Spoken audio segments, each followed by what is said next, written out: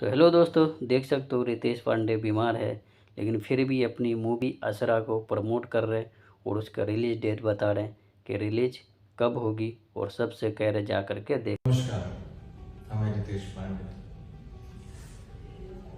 एक फिल्म की शूटिंग के दौरान थोड़ा हमारे घुटनों में चोट आ रही है, जिससे लिगामेंट वगैरह थोड़ा सा प्रॉब्लम हो गया है।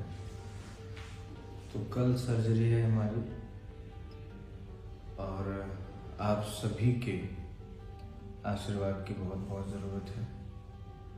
आप सभी दुआ करें कि सर्जरी जो हो वो सफलतापूर्वक हो जाए।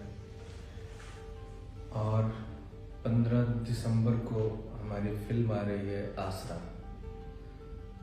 तो आप सभी जाएं, उस फिल्म को ज़रूर से देखें। हमारा पूरा इरादा था कि जब फिल्म रिलीज़ हो तो आप सबके पास आएँ नज़दीकी थिएटर्स में, लेकिन सर्जरी के बाद कम से कम हमको 1 महीना 1.5 महीना बेड रेस्ट करना होगा। ऐसा सर्जरी है, क्रिटिकल थोड़ा सर्जरी है, तो हम आप लोगों के बीच में आ नहीं पाएंगे।